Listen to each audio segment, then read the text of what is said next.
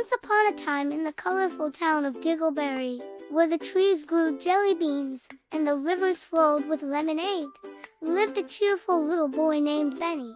Benny loved bubblegum more than anything in the world, especially the super stretchy, never popping kind from Mr. Whistle's candy shop. Mr. Whistle was an old man with a long white beard and twinkling eyes, and every Saturday Benny would visit his shop to buy his favorite bubblegum. One Saturday, Mr. Whistle handed Benny a piece of bubblegum and whispered, "This one's magical. You can blow the biggest bubble you have ever blown, and it will lift you right up into the sky."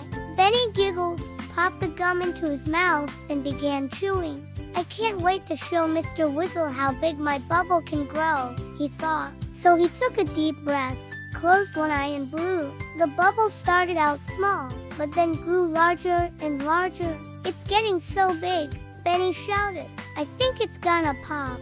And the bubble grew bigger and bigger still. Then suddenly, whoosh, the bubble popped and Benny was lifted right off the ground. He floated over his house, over his school, and past flocks of giggling geese. At first he was a little scared, but then he saw that he was floating above a beautiful island made entirely of candy. The trees had lollipop leaves. The ground was soft like marshmallows, and cotton candy clouds floated all around. "Wow, what a magical place!" Benny exclaimed. "Hello, welcome to Bubblegum Island." Benny turned to see a group of gummy bears dressed in uniforms. "We're the Gummy Bear Guards," said the one in the front, "and we were wondering if you could help us." "Of course," Benny replied. "What can I do?" The gummy bear captain sighed. "Well, our Bubblegum Queen disappeared this morning, and we haven't seen her since. We're worried she might be in some sort of sticky situation again." "You need someone brave," said the guard, "someone with bubble-blowing power." Suddenly, Benny had an idea. He reached into his pocket, grabbed another piece of bubblegum, put it in his mouth and blew. But this time he added a little bit of lemonade he'd saved from the clouds. And the bubble he blew was bigger and stronger than any he'd blown before. "Hop in," Benny shouted to the guards. "Let's go find the queen." So they flew through licorice caves, over rivers of chocolate, and past houses made of gingerbread. Finally, they came to a clearing and gasped. In the center was a giant sticky toffee with hundreds of lollipops stuck on it. "That doesn't look very good," said the guard. "Maybe we should go back." "No way," said Benny.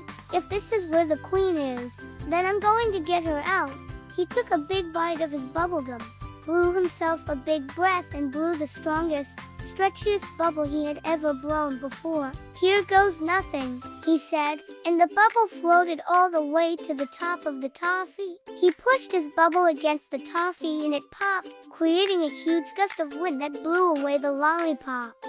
Then he did it again and again and again until all the lollipops were gone. Then he blew a bubble down to the bottom of the toffee, pulled the queen out, and the toffee collapsed. "Yay, we did it!" shouted Benny. The queen landed safely on the ground and smiled at Benny. "Thank you so much for saving me," she said. "I'm so grateful to have a hero like you." And she took a big bite of Benny's bubblegum, which happened to be the magic one from Mr. Whistle. Her eyes widened. "Oh, my, this tastes just like the one I lost." She took Benny's hand and led him to a clearing. "As a reward for your bravery, I'm gonna give you a lifetime supply of magical bubblegum," Benny gasped. "Really? You mean it?" "Of course," said the queen. "I'll give you as much as you want." And Benny took the queen's hand and blew a giant bubble, the biggest bubble he'd ever blown before. It enveloped the queen and the gummy bears and carried them all gently down to the ground. They waved goodbye to the island and hopped into Benny's bubble. Together they floated all the way home. When they arrived, Benny popped the bubble with a loud pop, and he and the queen landed in a big pile of leaves. "It's me," Benny said quickly. "Do and tell anyone I was gone, or they'll turn my house into jam and eat it." The queen nodded, and they crept into Benny's house. At dinner, Benny's mom asked, "So, Benny, where did you go this afternoon? You were gone for hours." I just stayed in my room and ate my dessert. Benny lied. His mom didn't seem to believe him, but she didn't push it, and Benny decided he would never tell her about his amazing adventure. After dinner, Benny went to his room and changed into his pajamas. Then he looked out his window and saw Mr. Whizzle walking toward his house.